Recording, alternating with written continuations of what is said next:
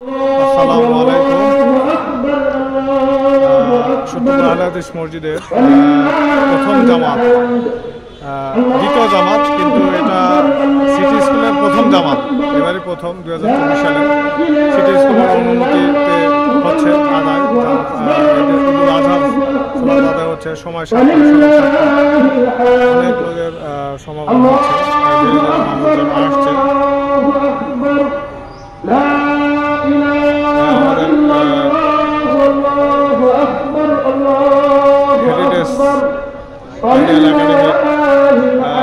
শিক্ষক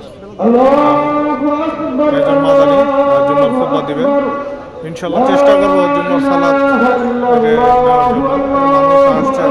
আল্লাহু আকবার, আল্লাহু আকবার।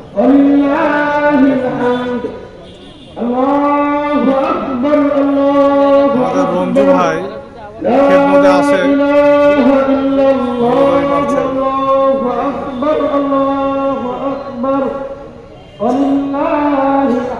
আল্লাহু আকবার, লা ইলাহা ইল্লাল্লাহ, আল্লাহু আকবার।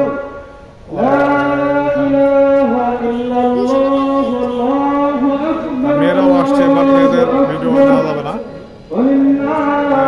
ছেলেদের জন্য যারা একটা পিতৃ মামুনি বাবার সাথে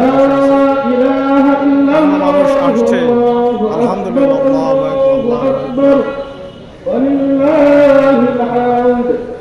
নামাজ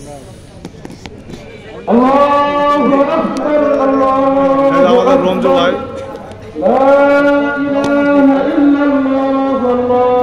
আমাদের রঞ্জু ভাই।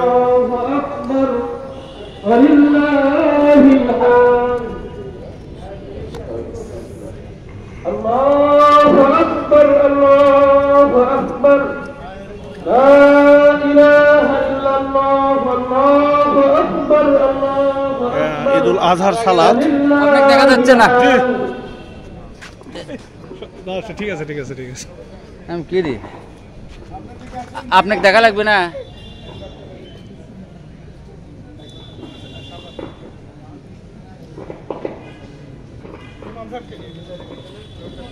সকলে দাঁড়িয়ে যান, পায়ে পা কাঁধে কাঁধ মিলে কাতার সোজা করে দাঁড়ান, ডানে বামে তাকিয়ে কাতার সোজা করে দাঁড়ান এবং একটু চাপিয়ে নেন। পিছনে যারা আছে তাদেরকে একটু সুযোগ করে দেন। উত্তর সাইডে একটু ফাঁকা আছে, এইদিকে আপনারা একটু আসেন। আর দক্ষিণ সাইডে একটু ফাঁকা করে যারা পরবর্তীতে আসছেন তাদেরকে একটু জায়গা করে দেন। অল্প সময়ের জন্য আমরা সালাত শেষ করবো, অল্প সময়ের মধ্যে ইনশাল্লাহ। আপনারা একটু চাপাচাপি করে হলেও সবাইকে সুযোগ করে দেন, সবাইকে সুযোগ করে দেন আপনারা। হ্যাঁ, উত্তর সাইডে আমরা জায়গা দেখতে পাচ্ছি, উত্তর সাইডের থেকে একটু চাপিয়ে আসেন এবং দক্ষিণ সাইডের মুসল্লিদেরকে আপনারা একটু জায়গা করে দেন। মা বোনেরা, আপনারা যারা বোঝেন তারা একটু পরস্পরকে সহযোগিতা করবেন, সুন্দরভাবে কাতারটা সোজা করে নেবেন, পায়ে পা মিলিয়ে নেবেন এবং যার যতটুকু জায়গা ততটুকু জায়গায় নেবেন। যাদের বাচ্চা রয়েছে বাচ্চাগুলো আপনারা সামনে রাখেন এবং যদি বাচ্চা ছোট হয়ে যায় তাহলে বাচ্চা আপনি কোলে করে নিয়েও সালাত আদায় করতে পারেন, কারণ এটা মাজুর। ইনশাআল্লাহ আল্লাহ তাআলা আমাদেরকে কবুল করবেন। আমাদের নির্দিষ্ট সময় শুরু হয়ে গেছে। পায়ে পা কাঁধে কাঁধ মিলিয়ে সবাই কাতার সোজা করে দাঁড়ান। তাও আতা দিল উত্তল ফলাল আপনি মুস্তফাকুম ওয়া তারাসু। আমরা সুন্নতি পদ্ধতিতে ঈদের সালাত আদায় করব। ঈদের সালাত সুন্নতে মুআক্কাদা 12 তাকবীরে, প্রথম রাকাতে 7 তাকবীর, পরের রাকাতে 5 তাকবীর, এভাবে সুন্নতি কায়দায় আমরা ঈদের সালাত শুরু করছি। তাও আতা দিল উত্তল ফলাল আপনি মুস্তফাকুম ওয়া তারাসু।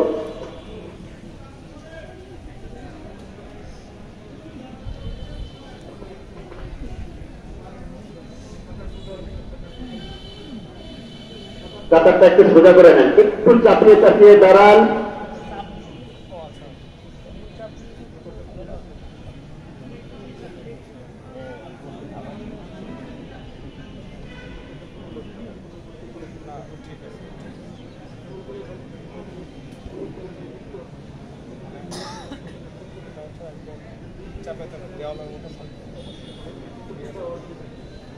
পিছন থেকে একটু সামনের দিকে আসেন।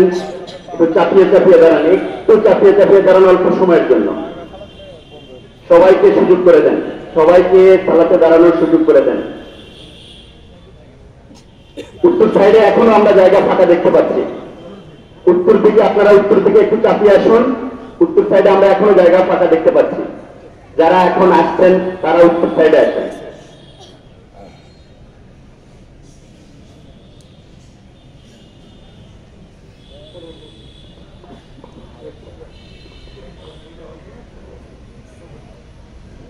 পায়ে পা কাঁধে কাঁধ মিলে কাতার সোজা করে দাঁড়ান।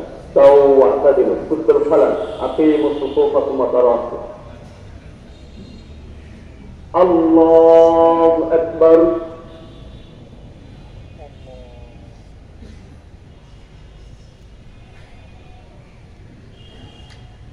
আল্লাহু আকবার। আল্লাহু আকবার।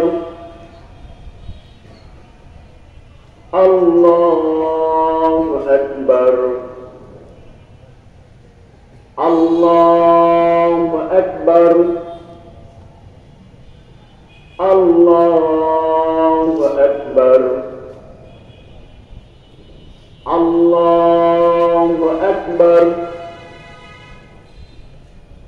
আল্লাহু আকবার। আলহামদুলিল্লাহি রাব্বিল আলামিন আর-রাহমানির রাহিম মালিক ইয়াউমিদ্দিন ইয়্যাকা না'বুদু ওয়া ইয়্যাকা নাস্তাঈন ইহদিনাস সিরাতাল মুস্তাকিম صراط الذين أنعمت عليهم غير المغضوب عليهم ولا الضالين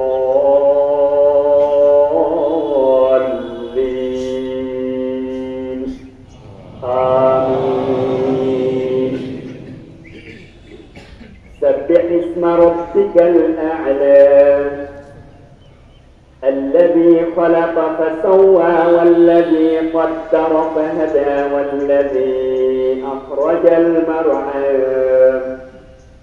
فجعله غثاء أحوى سنقرئك فلا تنسى إلا ما شاء الله إنه يعلم الجهر وما يخفى ونيسرك لليسرى فذكر إن نفعت الذكرى سيذكر من يخشى ويتجنبها الأشقى الذي يصلى النار الكبرى ثم لا يموت فيها ولا يحيا قد أفلح من تزكى وذكر اسم ربه فصلى بل تؤثرون الحياة الدنيا والآخرة خير وأبقى إن هذا لفي الصحف الأولى صحف إبراهيم وموسى. الله أكبر.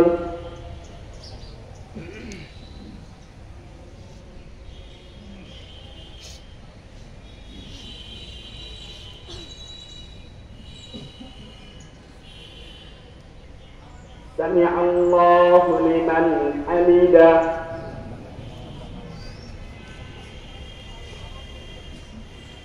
الله أكبر.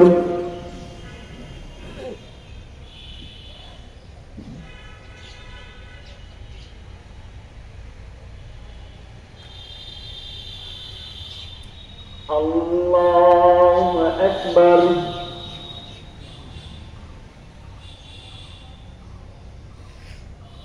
الله أكبر.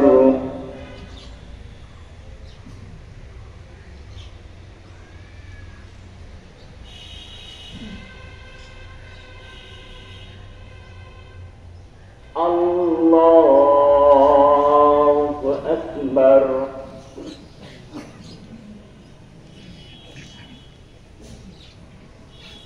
الله أكبر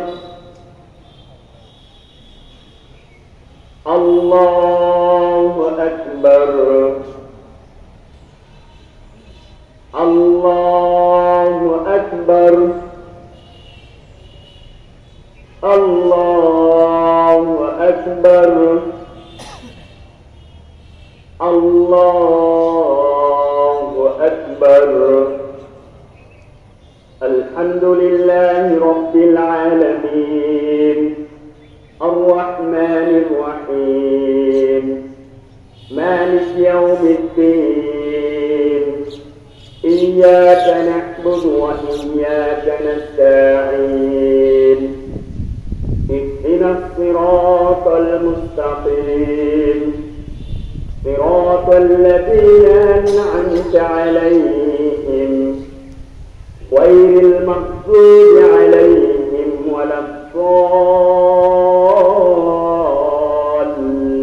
الضالين آمين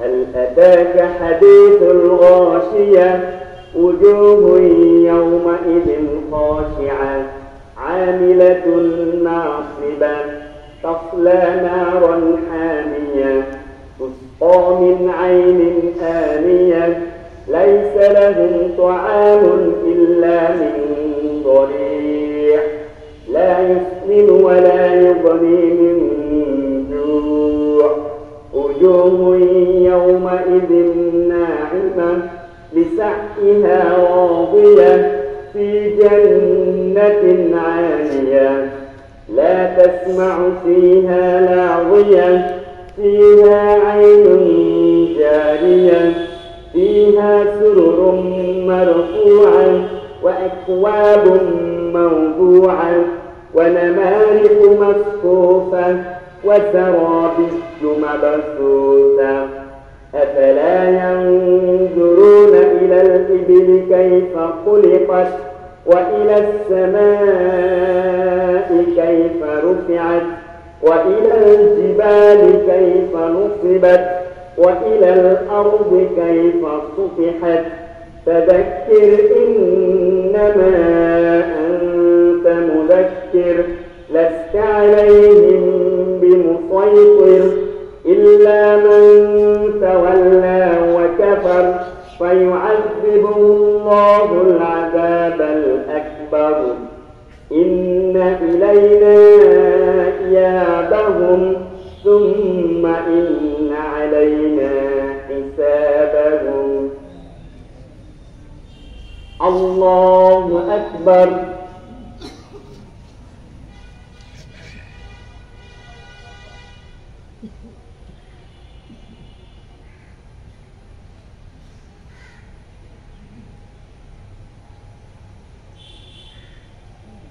سمع الله لمن حمده الله أكبر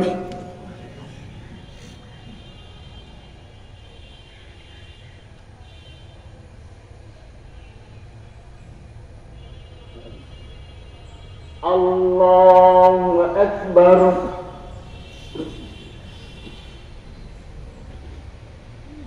الله أكبر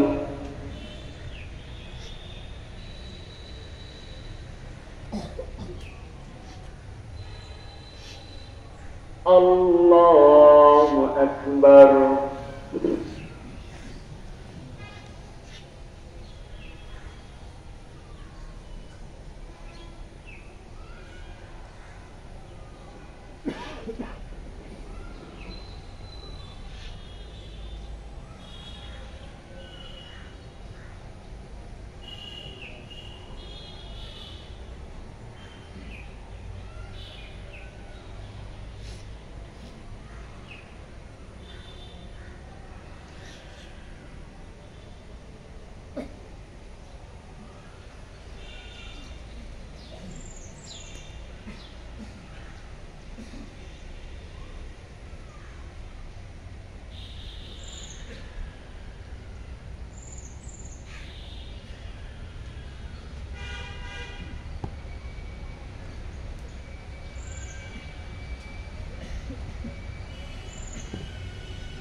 السلام عليكم ورحمة الله.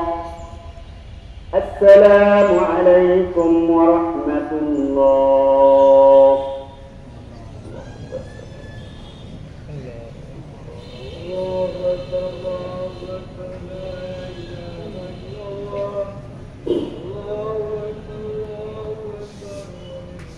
السلام عليكم ورحمة الله.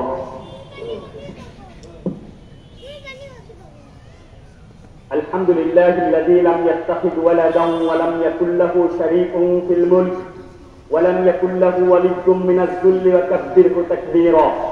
الله أكبر الله أكبر الله أكبر لا إله إلا الله والله أكبر الله أكبر ولله الحمد. وأشهد أن لا إله إلا الله وحده لا شريك له وأشهد أن سيدنا وسندنا وحبيبنا وشفيعنا ومولانا محمدا عبده ورسوله صلى الله عليه وعلى آله وسلم تسليما كثيرا. الذي أرسله بالحق بشيرا ونذيرا وداعيا إلى الله بإذنه وسراجا منيرا. أما بعد فإن خير الحديث كتاب الله وخير الهدى هدى محمد صلى الله عليه وسلم وشر الأمور محدثاتها وكل محدثة بدعة وكل بدعة ضلالة وكل ضلالة في النار. فأعوذ بالله من الشيطان الرجيم. بسم الله الرحمن الرحيم. يا أيها الذين آمنوا اتقوا الله حق تقاته ولا تموتن إلا وأنتم مسلمون. يا أيها الناس اتقوا ربكم الذي خلقكم من نفس واحدة وخلق منها زوجها وبث منهما رجالا كثيرا ونساء واتقوا الله الذي تساءلون به والأرحم إن الله كان عليكم رقيبا. يا أيها الذين آمنوا اتقوا الله وقولوا قولا سديدا يصلح لكم أعمالكم ويغفر لكم ذنوبكم ومن يطع الله ورسوله فقد فاز فوزا عظيما. وقال سبحانه وتعالى لن ينال الله لحومها ولا دماؤها ولكن يناله التقوى منكم.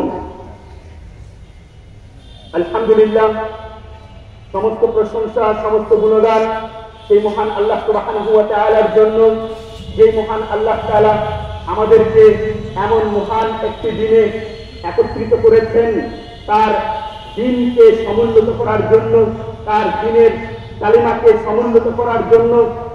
সেই মহান আল্লাহ তাআলার শুকরিয়া স্বরূপ সবাই বলি আলহামদুলিল্লাহ। দরুদ ও সালাম বর্ষিত হোক সেই মহান রাসূলের প্রতি, যেই রাসূলের আদর্শ বাস্তবায়ন করার লক্ষ্যে আমরা আজ এখানে একত্রিত হয়েছি। সেই রাসূলের আদর্শ বাস্তবায়নের মাধ্যমে আমরা ইহকালে শান্তি এবং পরকালে মুক্তি পেতে পারি। সেই মহান রাসূলের প্রতি শতকোটি দরুদ ও সালাম। আল্লাহুম্মা সাল্লি আলাইহি আল্লাহুম্মা বারিক আলাইহি। আল্লাহু আকবার আল্লাহু আকবার আল্লাহু আকবার লা ইলাহা ইল্লাল্লাহ আল্লাহু আকবার আল্লাহু আকবার ওয়ালিল্লাহিল হামদ। সম্মানিত মুসলিমবৃন্দ, আজকে 10ই জিলহজ, এটি একটি মহান দিন। এই দিনের আজকের যে কাজগুলো, সেই কাজগুলোর মধ্যে প্রথম যে কাজ সেটা হচ্ছে সালাত আদায় করা। মহান আল্লাহ তাআলা বলেন ফাসাল্লি লিরাব্বিকা ওয়ানহার, সালাত আদায় করা এবং এখান থেকে ফিরে গিয়ে কুরবানি করা। এই সালাত আদায় করা এটা যেমন সুন্নাতে মুআক্কাদা, কিন্তু এই সালাতের পরে খুতবা কি শোনা এটা কিন্তু আমাদের জন্য ওয়াজিব। অবশ্যই খুতবা শুনতে হবে যারা সালাতে উপস্থিত হয়েছেন।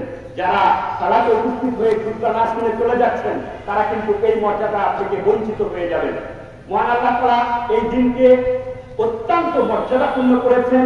স্বয়ং মহান আল্লাহ তাআলা এই দিনকেই গুরুত্বারোপ করেছেন।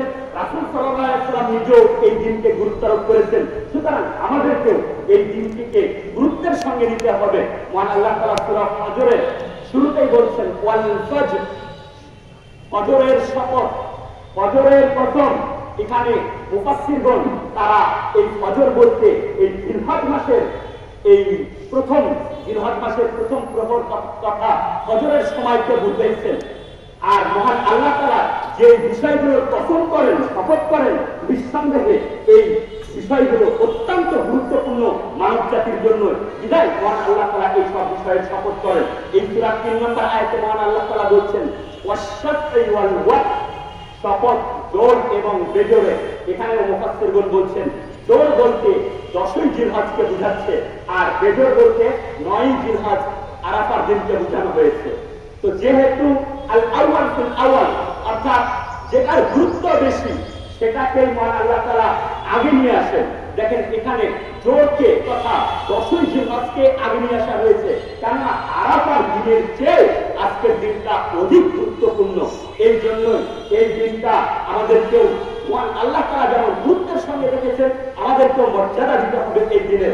রাসূল সাল্লাল্লাহু আলাইহি ওয়াসাল্লাম বলছেন, আব্দুল্লাহ ইবনে কুরতুব রাদিয়াল্লাহু আনহু তিনি বর্ণনাকারী, রাসূল সাল্লাল্লাহু আলাইহি বলছেন, ইন্না আ'যামাল আইয়ামি ইনদাল্লাহি তাআলা ইয়াউমুন নাহর সুম্মা ইয়াউমুল কদর। রাসূল সাল্লাল্লাহু আলাইহি ওয়াসাল্লাম বলছেন, ইন্না আ'যামাল আইয়াম, নিশ্চয় আল্লাহ তাআলার নিকটে মহান দিন হচ্ছে ইয়াউমুন নাহর, তথা কুরবানির দিন। এই কুরবানির দিনটি মহান আল্লাহ তাআলার নিকটে মহান দিন। বছরে যে দিনগুলো রয়েছে এই দিনগুলোর মধ্যে সবচাইতে গুরুত্বপূর্ণ দিন, সবচাইতে মহান দিন, সবচাইতে মর্যাদাবান দিন হচ্ছে এই 10ই জিলহজের কুরবানির দিন। এই দিনকে আমরা কুরবানির দিন বলি। এটা কুরবানি উর্দু শব্দ, তারপরে কুরবান শব্দটি পবিত্র কোরআনে এসেছে। মহান আল্লাহ তাআলা সূরা মাইদার 27 নম্বর আয়াতে বলছেন, إذ قرب قربانا فتقبل من أحدهما ولم يتقبل من الآخر। মহান আল্লাহ তাআলা সেখানে বলছেন, আদম আলাইহিস সালামের দুই পুত্র হাবিল এবং কাবিল তাদের কুরবানির ইতিহাস বর্ণনা করতে গিয়ে সেখানে আল্লাহ তাআলা বলছেন, ইয কাররাবা কুরবানান, যখন হাবিল এবং কাবিল তারা আল্লাহ তাআলার নিকট কুরবান পেশ করলো, ফাতুকুব্বিলা মিন আহাদিহিমা ওয়া লাম ইতাকাব্বাল মিনাল আখার, তাদের একজনের কুরবান আল্লাহ তাআলা কবুল করে নিয়েছেন এবং অন্যজনেরটা কবুল করেননি। কেন করেননি? কারণ তাকওয়ার অভাব ছিল, সে কথা মহান আল্লাহ তাআলা বলছেন। তখন ক্বালা লাআকুলান্না, যার কুরবানি কবুল হয়নি সে বলছে আমি তোমাকে হত্যা করব। যার কুরবানি কবুল হয়েছে তাকে এই কথা বলছে। তখন যার কুরবানি কবুল হয়েছে সে বলছে ক্বালা ইন্নামা ইয়াতাকাব্বালুল্লাহু মিনাল মুত্তাকিন, নিঃসন্দেহে আল্লাহ তাআলা মুত্তাকিদের তাই কবুল করেন, মুত্তাকিদের ইবাদতই কবুল করেন। সুতরাং ইবাদত করার একটি পূর্ব শর্ত হচ্ছে আমাদেরকে তাকওয়ার ভিত্তিতে ইবাদত করতে হবে। এইটা হচ্ছে এই দিনের মর্যাদা, এই দিনের গুরুত্ব। এই দিনের গুরুত্ব আমরা আমাদেরকে দিতে হবে এবং এই দিনের আমাদের যে কাজ সেটা হচ্ছে এই দিনের কুরবানি করা। আর এই সুন্নাতটা আমরা পেয়েছি, যদিও কুরবানি সেই আদম আলাইহিস সালাম থেকে শুরু করেছেন, মহান আল্লাহ তাআলা প্রত্যেক জাতির মধ্যে এই কুরবানি দিয়েছেন, কিন্তু আমরা যে কুরবানিটা উদযাপন করি এইটা আমরা ইব্রাহিম আলাইহিস সালামের সুন্নাত থেকে পেয়েছি, ইব্রাহিম আলাইহিস সালামের চেতনা থেকে আমরা পেয়েছি। আমরা তো কুরবানি করি, আমরা তো পশু জবাহ করি, কিন্তু আমাদেরকে ইব্রাহিম আলাইহিস সালামের চেতনা দেখে ধারণ করতে হবে তিনি কিভাবে এই সুন্নাতটি আদায় করেছেন। মহান আল্লাহ তাআলা সূরা সাফফাতের 100 আয়াত থেকে 109 নম্বর আয়াত পর্যন্ত ইব্রাহিম আলাইহিস সালামের এই চেতনা তুলে ধরেছেন। সেখানে মহান আল্লাহ তাআলা বলছেন যে বাবাশশারনাহু বিগুলামিন হালিম, যখন ইব্রাহিম আলাইহিস সালাম বৃদ্ধ বয়সে কোন সন্তান নেই, এই সময় তিনি আল্লাহ তাআলার নিকট একটি নেক সন্তান চাইলেন, আল্লাহ তাআলা তার দোয়া কবুল করলেন এবং আল্লাহ তাআলা বলছেন বাবাশশারনাহু বিগুলামিন হালিম, আমি তাকে স্থির বুদ্ধি সম্পন্ন একটি নেক সন্তান দান করলাম। এরপর দেখেন অবস্থাটা কি, মহান আল্লাহ তাআলা যখন এই সন্তানটা বৃদ্ধ বয়সে দান করলেন, তখন আমরা তো শুধু ইতিহাস জানি, একটু আমাদেরকে অনুভব করতে হবে, ইব্রাহিম আলাইহিস সালামের চেতনা বুকে ধারণ করতে হবে, তারপর আমাদের এই সুন্নাতটা আল্লাহ তাআলার নিকট গ্রহণীয় হবে। তখন আল্লাহ তাআলা যখন এই সন্তানটাকে দিলেন, বৃদ্ধ বয়সে পেয়েছেন সন্তান, ইব্রাহিম আলাইহিস সালামের নিকটে এই পৃথিবীর বুকে সবচাইতে প্রিয়, সবচাইতে ভালোবাসার পাত্র এই ইসমাঈল আলাইহিস সালাম। মহান আল্লাহ তাআলা তাকে পরীক্ষা করার জন্য তার এই ভালোবাসার এই সন্তানটাকে তিনি কুরবান করতে বললেন। মহান আল্লাহ তাআলা কি বলছেন? মহান আল্লাহ তাআলা বলছেন এভাবে, ইয়া বুনাইয়া ইন্নী আরা ফিল মানামি আন্নী আযবাহুকা ফানজুর মাযা তারা। আল্লাহ তাআলা ইব্রাহিম আলাইহিস সালামকে স্বপ্নের মধ্যে জানিয়ে দিয়েছেন নবীদের স্বপ্ন সত্য। তখন ইব্রাহিম আলাইহিস সালাম তার পুত্রকে তার স্বপ্নের কথা জানাচ্ছেন, হে আমার বৎস, আমি স্বপ্নে দেখলাম আমি তোমাকে জবাব করছি। যেমন পিতা তেমন পুত্র, পুত্র জানে যে এটা আমার পিতার শুধু স্বপ্ন নয়, বরং এটা মহান আল্লাহ তাআলার নির্দেশ। তখন এই পুত্র সাথে সাথে বলছে, ইয়া আবা ইসআল মা তুকমার সাতাজিদুনি ইনশাআল্লাহু মিনাস সাবিরিন। হে আমার বাবা, আপনি যা নির্দেশিত হয়েছেন, দেখেন ইব্রাহিম আলাইহিস সালাম বললেন আমি স্বপ্নে দেখেছি, আর পুত্র বলছে আপনি যা নির্দেশিত হয়েছেন। সুতরাং এটাই বোঝা যায় যে ইসমাঈল আলাইহিস সালাম পর্যন্ত তিনি জানতেন ইব্রাহিম আলাইহিস সালামের স্বপ্ন এটা আল্লাহ তাআলার নির্দেশ। আপনি যা নির্দেশিত হয়েছেন আপনি সেটাই পালন করুন, ইনশাআল্লাহ সাতাজিদুনি ইনশাআল্লাহু মিনাস সাবিরিন। আল্লাহ তাআলা চাইতো আপনি আমাকে ধৈর্যশীলদের অন্তর্ভুক্ত পাবেন। ইব্রাহিম আলাইহিস সালাম সম্পর্কে আল্লাহ তাআলা সূরা বাকারার 131 নম্বর আয়াতে বলছেন, ক্বালা ইয ক্বালা লাহু রাব্বুহু আসলিম ক্বালা আসলামতু লিরাব্বিল আলামিন। যখন তার রব তাকে বলল যে তুমি আত্মসমর্পণ করো, সাথে সাথে ইব্রাহিম আলাইহিস সালাম আত্মসমর্পণ করেছেন। প্রত্যেকটা পরীক্ষায় ইব্রাহিম আলাইহিস সালামকে সবচেয়ে বেশি পরীক্ষা করা হয়েছে। ইব্রাহিম আলাইহিস সালামকে তার পিতা বাসা থেকে বের করে দিয়েছে, তার কওম তাকে এলাকা থেকে বের করে দিয়েছে, তার কওম তাকে আগুনে জ্বালিয়ে দিয়েছে, তার কওম তাকে বের করে দিয়েছে। তার স্ত্রীর সঙ্গে যখন হিজরত করতে যাচ্ছেন তখন জালেম বাদশার মুখোমুখি হয়েছেন। এরপর আপনার এই ছোট্ট দুধের বাচ্চাকে সহ তার মাকে সহ আপনার নির্জন মরুভূমিতে রেখে এসেছেন। প্রত্যেকটাই ছিল ইব্রাহিম আলাইহিস সালামের জন্য কঠিন পরীক্ষা, কিন্তু ইব্রাহিম আলাইহিস সালাম কখনো কোনো অজুহাত পেশ করেননি মহান আল্লাহ তাআলার নিকটে। যখন যে পরীক্ষায় তার কাছ থেকে নেওয়া হয়েছে সাথে সাথে তিনি সেই পরীক্ষার সামনে আত্মসমর্পণ করেছেন। এখানে মহান আল্লাহ তাআলা বলছেন আলাম্মা আসলামা ওয়া তাল্লাহু লিল জাবিন। যখন পিতা পুত্র উভয়ই আত্মসমর্পণ করলো, কোন আনুগত্য প্রকাশ করলো, তখন ইব্রাহিম আলাইহিস সালাম তার পুত্রকে কাঁধ করে শুয়ে দিলেন। রাসূল সাল্লাল্লাহু আলাইহি ওয়াসাল্লাম বলছেন যে ইসমাঈল আলাইহিস সালামের পরনে একটি সাদা পোশাক ছিল। ইসমাঈল আলাইহিস সালাম তার পিতাকে বলছে লাইসা লি সিয়াব, আমার আর কোনো পোশাক নেই, আপনি আমার এই পোশাকটা খুলে নেন এবং আমাকে পরবর্তীতে আপনি এই পোশাক দিয়ে কাফন করাবেন। আমরা ইতিহাস অনেক সময় শুনে থাকি যে ইব্রাহিম আলাইহিস সালাম 3 দিন 100 করে কুরবানি করলেন, তারপরেও তিনি যখন স্বপ্নে দেখলেন তখন তিনি পুত্রকে জবাই করার জন্য। এটা ঠিক নয়, কারণ যে পিতা দ্বিতীয় একটা পোশাক বানিয়ে দেওয়ার মতো সামর্থ্য রাখে না, সেই পিতা কিভাবে 100 কুরবানি করবে? এটা মিথ্যা। বরং ইব্রাহিম আলাইহিস সালাম ওই সময় যখন পুত্রকে কাঁধ করে শায়িত করছেন, শোয়ায় দিয়েছেন এবং চাকুটা যখন চালাতে যাবেন তখনই আল্লাহ তাআলা তার অন্তরটাকে দেখে নিয়েছেন যে সত্যি সত্যি সে জবাই করতে যাচ্ছে। তখন আল্লাহ তাআলা তাকে ডেকে নিয়েছেন, ওয়ানাদাইনাহু আইয়া ইব্রাহিম। আমি তখন ডেকে নিলাম ইব্রাহিমকে, হে ইব্রাহিম আদ সাদ্দাক্তা রুইয়া, তুমি তো তোমার স্বপ্নকে সত্যে পরিণত করেছো। এটা কিন্তু কোনো নাটক সিনেমা নয়, এটা সত্যিকারী কোনো অভিনয় ছিল না। সত্যিকারী পিতা পুত্রকে জবাব দিচ্ছেন, পুত্র নিজেও কি করছেন, তার জীবনটাকে উৎসর্গ করে দিচ্ছেন। আপনি একবার চিন্তা করুন অনুভবটা কেমন হতে পারে যে স্বয়ং পিতা তার পৃথিবীর বুকে সবচেয়ে প্রিয় বস্তুটাকে, প্রিয় পাত্র পুত্রটাকে তিনি করে দিচ্ছেন, আল্লাহর রাস্তায় কুরবানি করে দিচ্ছেন শুধুমাত্র আল্লাহ তাআলা তার সন্তান। এইটা হচ্ছে অবস্থা। তারপর মহান আল্লাহ তাআলা বলছেন ওয়াফাদাইনাহু বিযিবহিন আযীম। এরপর আমি কি করলাম, আমি ওই ইসমাঈল আলাইহিস সালামের পরিবর্তে আমি একটি মহান কুরবানি পেশ করলাম তাদের সামনে। তো কুরবানি আমরা তো জবাই করি, এইটা আমরা পশু মনে করি, কিন্তু এটা শুধু পশু নয়, এটা হচ্ছে শাআইরুল্লাহ, আল্লাহ তাআলার নিদর্শন। এটা আল্লাহ তাআলার নিদর্শন। আমরা এটাকে শুধু পশু মনে করলে হবে না। মহান আল্লাহ তাআলা বলছেন ওমান ইউআযযিম শাআইরাল্লাহ, যে ব্যক্তি আল্লাহ তাআলার এই নিদর্শনকে সম্মান করবে ফাইন্নাহা মিন তাকওয়াল কুলুব, এটাই তো তার অন্তরের তাকওয়ার বহিঃপ্রকাশ। আপনি আপনার এই কুরবানিটাকে মনে করে নেবেন যে এটা শুধু পশু নয়, বরং ওই কুরবানির পশুটার মালিক যিনি, রব যিনি, আমারও রব তিনি। অথচ আল্লাহ তাআলা কি করেছেন, ওই পশুটাকে আপনার অধীন করে দিয়েছেন। মহান আল্লাহ তাআলা বলছেন কাযালিকা সাখখারাহা লাকুম, কাযালিকা সাখখারাহা লাকুম, এভাবে আমি কি করেছি, এই পশুগুলোকে তোমাদের অধীন করে দিয়েছি।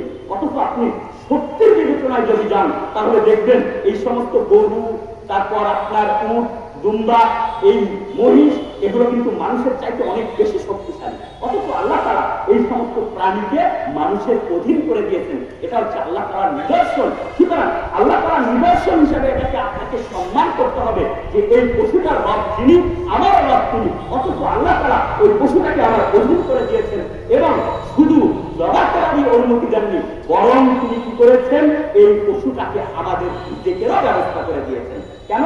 লিতুকাব্বিরুল্লাহ আলা মা হাদাকুম, যেন আমরা কি করতে পারি, আল্লাহ তাআলার আপনার তাকবীর পাঠ করতে পারি। কারণ আল্লাহ তাআলা আমাদেরকে পথ প্রদর্শন করেছেন এই পশুগুলোকে আমাদের রিজিক হিসেবে দিয়ে।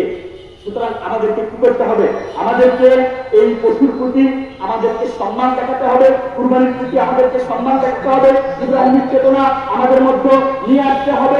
এরপর কুরবানির উদ্দেশ্য কি, কুরবানির একমাত্র উদ্দেশ্য, আচ্ছা আমরা যে কথা বলছিলাম এই দিনটা যেহেতু মহান দিন, এই দিন সম্পর্কে রাসূল সাল্লাল্লাহু আলাইহি ওয়াসাল্লাম যে কথাটা বলেছে আমি ওখানে গিয়ে পরবর্তীতে কুরবানিতে আসছি। রাসূল সাল্লাল্লাহু আলাইহি ওয়াসাল্লাম বলছেন, মা মিন আইয়ামিন আযমু ইনদাল্লাহ ওয়ালা আহাব্বু ইলাইহি আল আমালু মিন হাযিহিল আইয়াম আল আশর।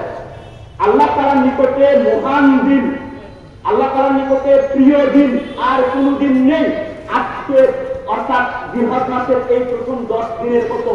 আর এই দিনটা যেহেতু বলছে মহান দিন, আল্লাহ তাআলা বলছেন যে তোমরা বেশি বেশি কি করো, এই দিনগুলোতে আল্লাহ তাআলাকে স্মরণ করো। ফাআক্কিরু ফিহিন্না মিনাত তাকবীর ওয়াত তাহলিল ওয়াত তাহমিদ, তোমরা এই দিনগুলোতে বেশি বেশি আল্লাহ তাআলাকে স্মরণ করো তাকবীরের মাধ্যমে, তাকবীর মাধ্যমে এবং আল্লাহ তাআলার প্রশংসার মাধ্যমে। এই দিনগুলোতে আল্লাহ তাআলার ইবাদত করতে হবে, অধিকার ইবাদত করতে হবে। আর এই ইবাদতের মধ্যে একটি ইবাদত হচ্ছে আপনার দানের ইবাদত। আজকে যেহেতু মহান দিন, আপনি একটু দানের বিষয়ে হাত ধরেন, কারণ এই মাসটা প্রথম শুরু হয়েছে, নতুন মাঠ। এই মাঠ করতে গিয়ে আপনাদের এই মাঠটা প্রস্তুত করতে গিয়ে অনেক অর্থ এখানে ব্যয় হয়েছে। আপনারা এই অর্থ আপনারাই বহন করবেন। আপনারা দানের একটা অংশ অবশ্যই রাখবেন। আমাদের যারা ভলেন্টিয়ার রয়েছে তারা আপনাদের কাছে যাবে, আপনারা হাত তুলে আপনারা দান করবেন।